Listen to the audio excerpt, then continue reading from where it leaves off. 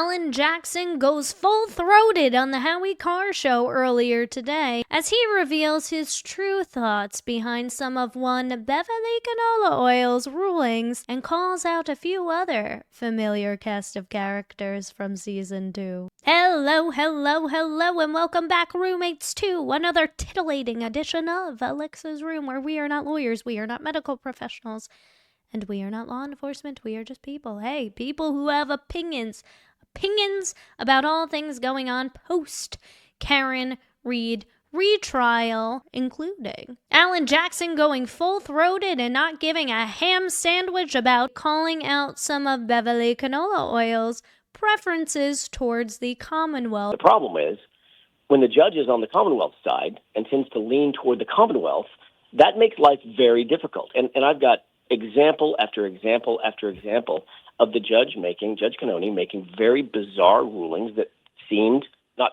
just did benefit the Commonwealth over the defense. And they're myriad. If you ever wondered what the inside of Alan Jackson's mind looked like throughout every objection that Hank Brennan was spewing out, and every single time a new ruling to a ridiculous motion would be filed in, I mean, here it is. There was a witness that I took on direct examination. It's direct. And it's an expert, and just allowed to lead experts. In every state in the union, you can have moments where you lead experts. Every question I asked was objected to by Hank Brennan, and 100% of his objections were sustained. I've never seen that in 30 years of practice. Literally, I think it was 49 objections and 49 sustained objections by Hank Brennan and the judge. Talk about trying to keep the information from the jurors. It's not like I was abusing my position trying to get information in that was not relevant. I just had to ask the question 17 different times in 5 different directions to get the information in front of the jury. I've never had a situation where the judge sustains every single objection by the prosecution. That's never happened. Statistically, it's impossible. How about the fact when Brennan would kind of like... I mean, can we all guess who that witness is? I know Brandy Churchwell has her own little poll that she conducts throughout, or at least conducted throughout this trial, how many objections were sustained by the Commonwealth versus defense, and so on and so forth. So I would be curious to see the final stats throughout both season 1 and season 2. Drift off, and you would ask a tough question, and she would ask Brennan, objection, counselor? I've never seen that in court. Have you? No, never. It certainly seemed like the Judge Cannone had an idea of what she thought should be presented to the jury and how she thought it should be presented to the jury, instead of just being, calling the balls and strikes. That's what she's there for. Her job is very, very it's simple. Yep, linear. She is a gatekeeper of the evidence, for sure, absolutely. So you don't want to allow abuses on either side to occur in your courtroom, but you allow the lawyers to try the cases. You allow the lawyers to direct examine the witnesses or cross-examine the witnesses. You allow the evidence to come in before the jury, because ultimately the jury is the trier of fact, not the judge. The most important folks in the room are the jurors. So it struck me. It's not all about you, Beverly. After a while, and it struck me in trial number 1.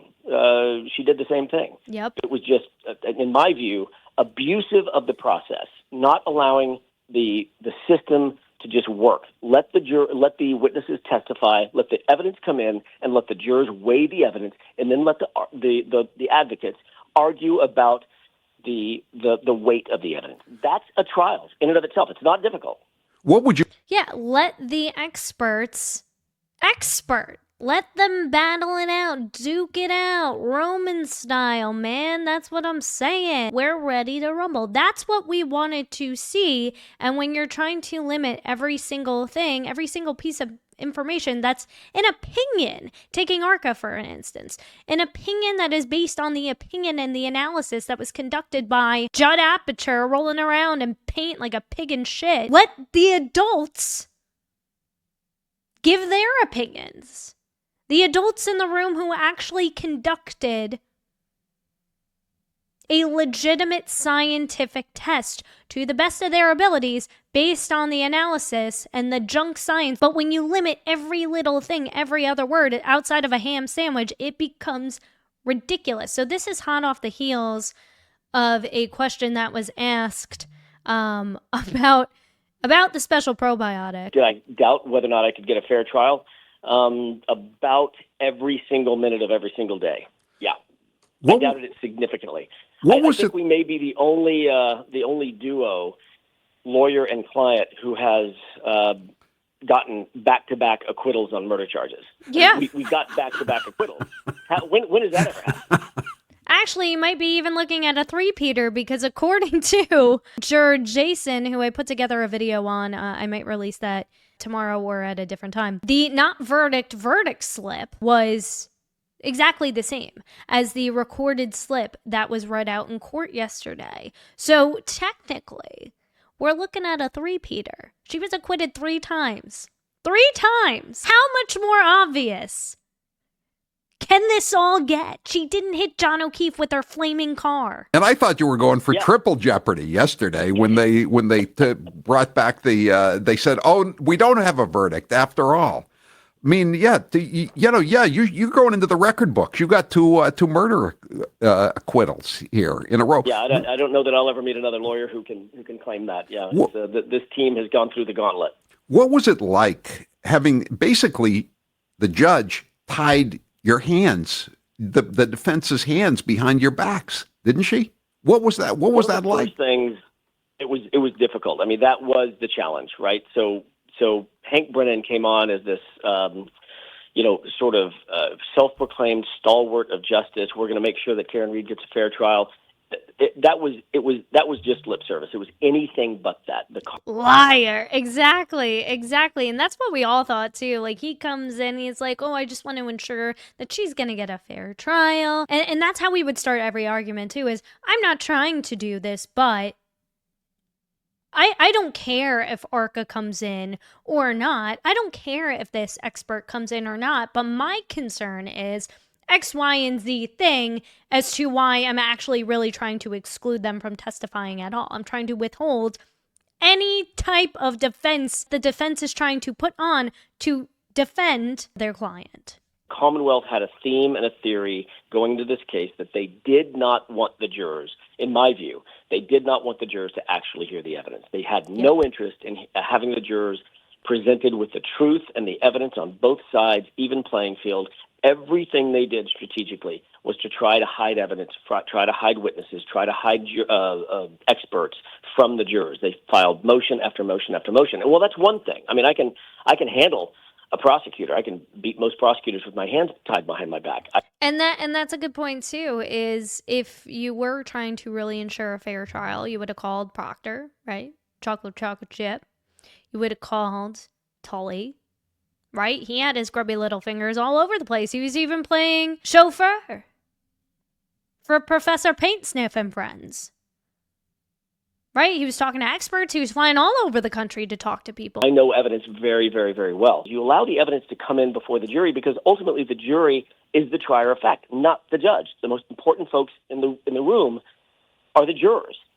So it struck me after a while, and it struck me in trial number 1. And it's not your job to teach the jury the law. It's your job to say, hey, it's up to you to interpret and use the law to help you come to a decision. That's it. He did the same thing.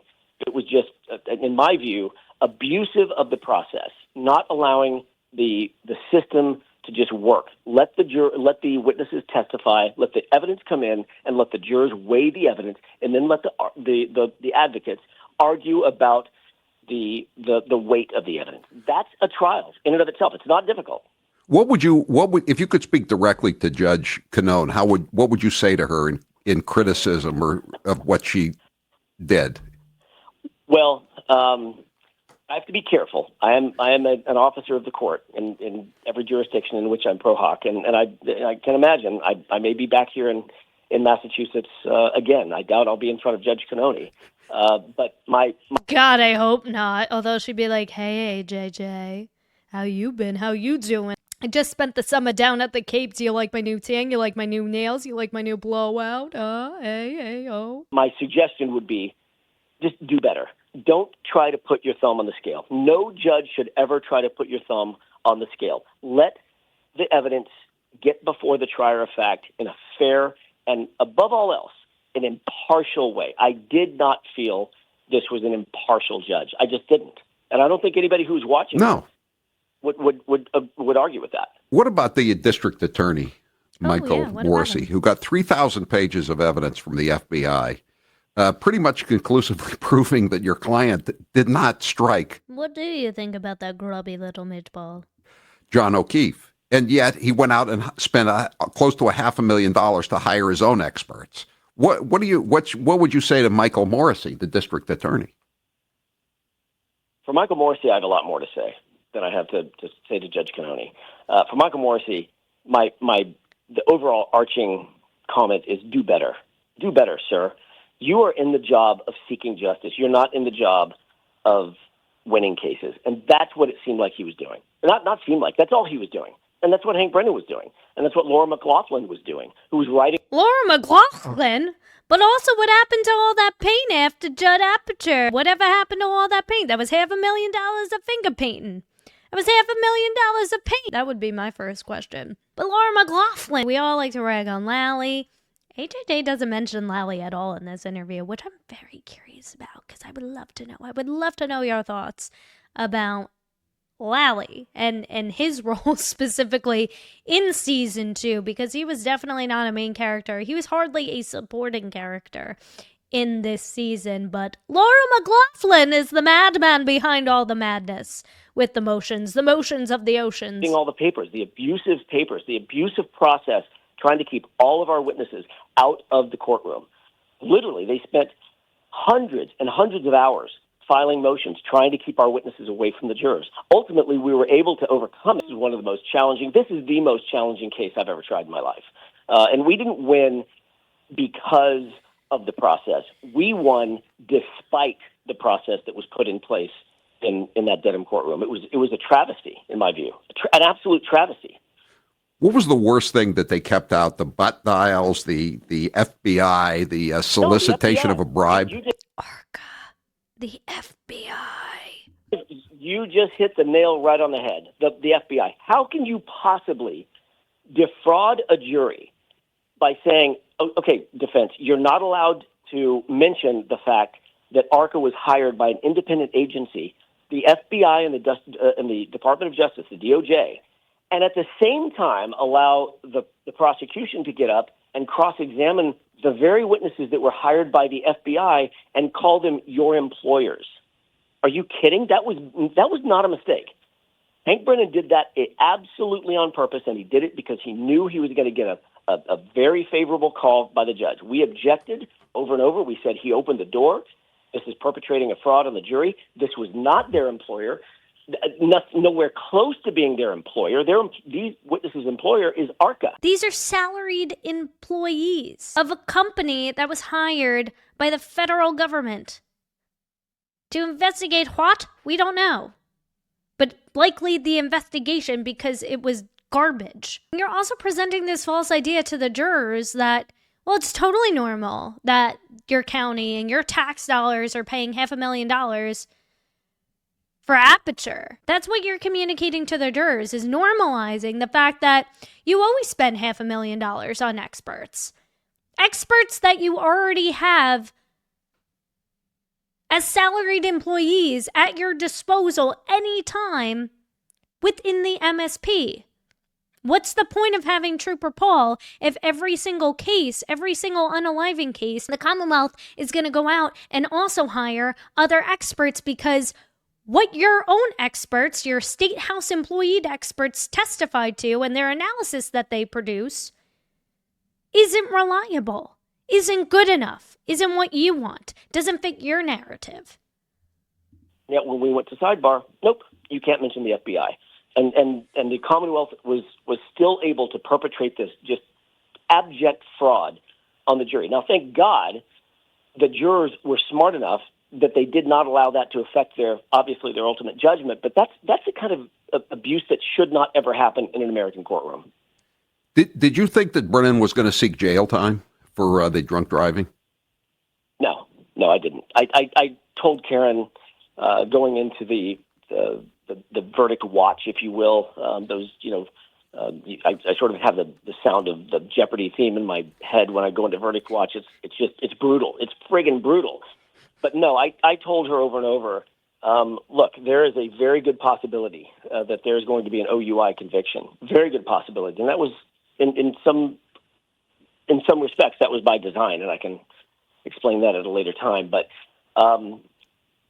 you've piqued my curiosity. There was, in my view, no way that Judge Cannone could actually impose some sort of draconian jail time. Nobody gets jail time in Massachusetts for first-time DUI with perfect driving record, and that's exactly how Karen came to.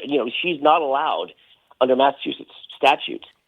She is not allowed to consider acquitted charges, and I knew in my heart of hearts, I knew we were going to acquit her of everything having to do with striking John O'Keefe with an SUV. It just didn't happen. It just didn't happen, and there was no way they could prove it happened. So she was going to be standing before the judge with a very clean record, first-time DUI, with no real information, true information about her BAC at the time of the driving. So I was not concerned that she was going to go to jail. Karen was very concerned, obviously. Anybody who's in that position thinks the guillotine is hanging over their head. Obviously, she's concerned, but I wasn't. And good for Hank for not seeking it, and good for Judge Cannone for not making it an issue of it. She was given the lowest level program that everybody gets for a first-time DUI, and that's exactly what. Or even saying, I gotta go take a 5-minute break to powder my nose while I think this over. She did come back very quickly with, yep, I'm okay with that. Time for me to go home and start making my way to the Cape. Should have happened. Is the FBI going to get involved in this, do you think? I wish they would. I thought it was sort of a sad day for the justice system when it was announced in court that, and Mr. Brennan took great pleasure in announcing in court that the FBI investigation was quote unquote closed. I've never heard of that, Howie. In part, and keep in mind, I don't know if your listeners know it, but I was a prosecutor for 18 years before I ever represented a defendant, and I did it at some of the highest levels. I've never heard of an investigative agency announcing to the targets the investigation is closed. That has never happened. So I still have questions about that, but it is what... You're not the only one, AJJ. That's all we can do is take it at face value. But at this point, what even is, what if anything is truth when it comes from the special probiotics gob? That information was known and spread on the internet by media outlets. I recall seeing floating around screenshots of an email thread that had, I think, one Ted Daniel on it as well, too. And people announcing on Twitter, hey, Hank Brennan's going to drop this news at the next hearing. Then he didn't. I think that was the grave concerns era. Oh, what a time to be alive back then. And then fast forward the next hearing, he has his little mic drop moment. The federal investigation is closed. LOL. I have no reason to believe that the feds are going to do anything, but you never know. What it is. Mr. Brennan announced it in court. I took him at his word. It was to me, it was a punt on the part of the FBI. I think there's plenty of information for them, plenty of evidence for them to investigate, and I think they should. And I think that if they're doing their job, they should look real close into the culture of the Massachusetts State Police, a culture that can foster somebody as dangerous as Michael Proctor and his A cancer. I remember that's a memorable line in your opening statement. I remember that. Well, I want to play you one cut before I let you go here from Michael. Ironically, the MSP released a statement today as well. Geoffrey Noble, as I like to call him. What did you make of that? Have you watched that yet? I haven't. I couldn't. I was in a celebratory mood yesterday, so I couldn't bring myself to watch Michael Proctor do anything. I suppose I'll have to do it now. You've shamed me into it. I got to watch it. I got to play you one cut though. I will. I got to play you one cut as he goes over his investigative chops here. Cut 9. Sure. Is there any part of the actual investigation that you would do over? Because it's blowing up into this crazy so-called conspiracy, maybe I could have avoided it by, looking at other people's cars just to say we did it. There's some witnesses maybe we could have interviewed a little sooner, but overall, myself and every detective in that office worked this case like we always do, so I wouldn't change anything. Nothing. No. We work this case just like we always do. I mean, that's absolutely terrifying if that's the case. If I've been convicted of anything related to chocolate chip Proctor, at this point, I'm phoning up my attorney and I'm like, do you hear what this guy just said, this mother ducker? This is how they investigate every single criminal investigation. Alan That Jackson. is the scariest phrase I think I've ever heard from a detective. Given what we now know about how this case was investigated and not investigated, for him to literally say on national TV, nah, not so much. I would work this case just the same way I'd work every other case, just like I do every other case. Every other defendant, every other defense attorney who has represented a defendant in which Michael Proctor has touched a piece of evidence should be clamoring for some sort of habeas corpus, some sort of retrial, some sort of redo, if you will, in Massachusetts. He is a disaster in terms of an investigator, an absolute abject disaster. For him to say, maybe I should have looked at another car, maybe I should have interviewed a couple of witnesses. Are you kidding? He acts like it's an afterthought. That is your job, sir. Do your job. Do your duty. You're supposed to be an objective finder of fact and then present those facts to a prosecutor who then presents those facts to a jury. None of And the Ford Edge is just like, oh, I should have looked into maybe other cars like the Ford Edge. But it's not even just that. What about the Ring camera footage? What about any camera footage from any surveillance video from any house? What about interviewing neighbors? What about actually going to the crime scene the day that John O'Keefe was found? What about visiting the actual crime scene? What about, I don't know, going inside a 34 Fairview and interviewing the homeowner? Or the guy who decided, hey, I'm just gonna dispose of my cellular device on a military base, who pops up at Canton PD in the wee early morning hours of January 29th, playing bumper cars, walking up and down the hallway, wearing a hood. Like, what about that? Or what about the chick, Kelly Beaver, who was like, oh yeah, I saw Berkowitz and Higgins and the Sallyport. I saw them. None of what I just described happened. And that is day one in law school. That's day one. You learn that. How's Karen Reed doing right now? Phenomenal. She is the toughest woman I know.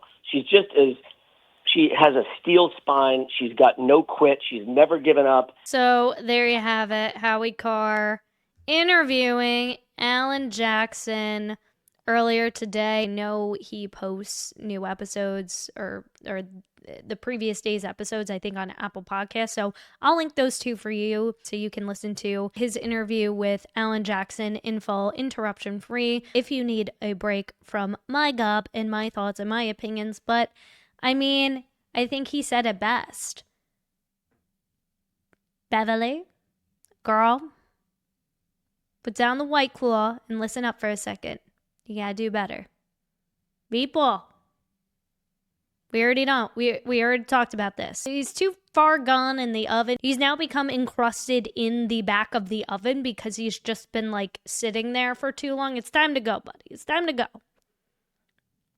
If you had any hopes of getting reelected, kiss that goodbye, because now you're encrusted in the oven. Gotta go.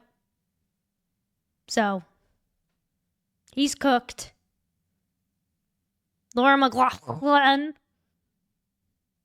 shame on you. But with that being said, if you enjoyed today's content, make sure you hit that subscribe button. Make sure you hit that notification bell so you do not miss the next video from me, and make sure you hit that like button because that tells the YouTube algorithm that this is newsworthy news. And it is. It is, because these people needed a proper calling out. Like, Spanky needs to get spanked. And he got spanked full-throated from AJJ, Beverly Canola Oil. She needed a public verbal calling out. Meatball, you've been cooked. And if this has taught me anything, it's to open my eyes and to not blindly trust the elected officials who are running our local governments, who are in charge of how our justice system works. But to do our own research, to tune in, to listen, to show up for ourselves and each other. So, thank you so much for watching, and I will see you in the next one.